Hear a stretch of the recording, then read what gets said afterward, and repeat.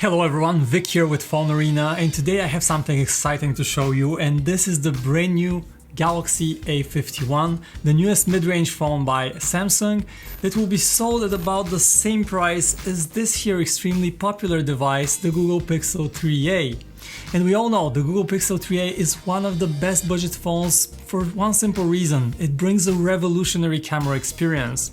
At a price of just around $350, this phone is able to capture images that are comparable to those on flagship phones that cost 3 times as much. So what about this new Galaxy A51? You can see right here in the back it has a very imposing new camera island, 4 distinct cameras that should be able to challenge the Google Pixel 3a in the camera department and dethrone it from its #1 position. But is it really so? Let's take a closer look in our 1v1 comparison. So this is a plastic phone, but Samsung really paid attention to the details here. We have the black version here, but it looks very nice. If you tilt it at an angle, it captures light and reflects it in a very captivating manner. Now it's a plastic phone, as we told you, so it will scratch easier, but one advantage that you have with plastic phones, the Pixel 3a for example, also a plastic phone, if you drop it, it won't shatter, it won't break like glass phones, so this is definitely one important advantage. And it also makes the phone lighter, it gives it better reception. So these are the practical advantages of plastic phones. When you compare these two, you see some obvious differences. You see there's almost no bezel here, the punch hole design, everything looks very elegant, very discreet, very good looking. The Google Pixel 3a on the other hand has a very prominent top and bottom bezels, so if you want the bigger screen and the more immersive experience, of course the Galaxy A51 has the advantage in this department. So speaking of design, the Galaxy A51 wins this round. Next up, let's look at the ports here and the buttons. The buttons are on the right hand side. You have a power button, the volume keys, and on the bottom of both phones you have USB-C for charging. USB-C is the standard in 2020 and we're glad it's so. It's just one cable, you don't have to worry about it. On the bottom of the Galaxy A51 you also notice a 3.5mm headphone jack, another useful convenience that you don't get on more expensive phone.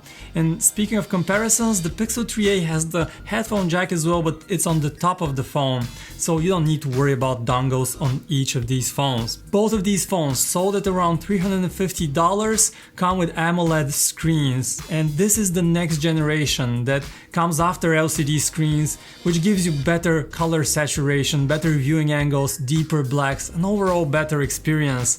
And it's really shocking, guys, that the iPhone 11, for example, just an example comes to mind, the phone that costs around $700 still comes with an LCD screen with a much lower resolution, and both of these phones are 1080p, Full HD, perfectly crispy, perfectly sharp. Now of course if you want that more immersive screen, the Galaxy A51 has a bigger 6.5-inch display, this one here is 5.6 inches. The Galaxy A51 is a little bit taller, so it has a 20:9 aspect ratio.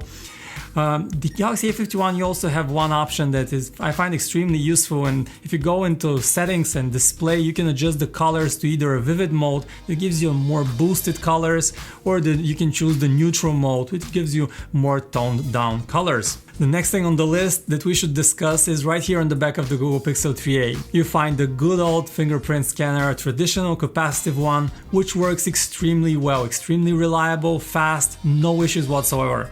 Here in the Galaxy A51, you have an in-display fingerprint scanner, so it's built right here under the screen, and you have to tap it and hold it for a while in order for it to work, and most of the time it does.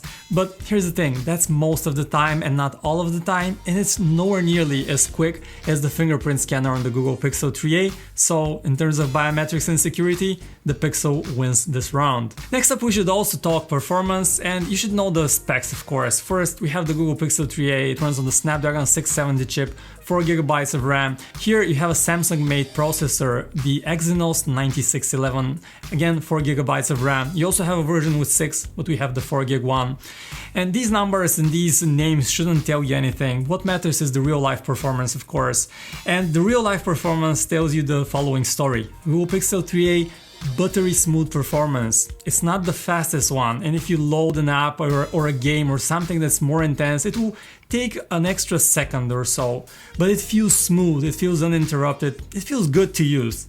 The Galaxy A51, it gets the job done, but it's nowhere nearly as buttery smooth, and if you use particularly the new gesture navigation that comes with Android 10 on this phone, and speaking of software, we should say that both of these phones run on Android 10. Here you have Samsung's One UI interface on top, here you have a pretty clean version of Android.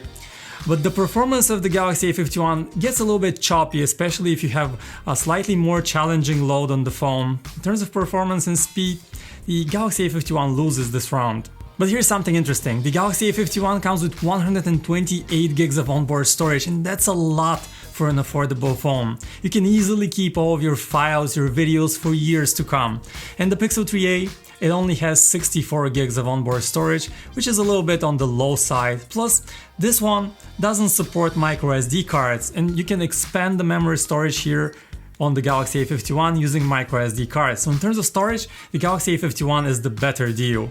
But enough with those details, let's skip to the camera, because camera is what you came here to see. And these new cameras on the Galaxy A51, the biggest upgrade, a new sensor for the main camera compared to last year's A50. Now you have a 48 megapixel main camera that is supposed to take better pictures.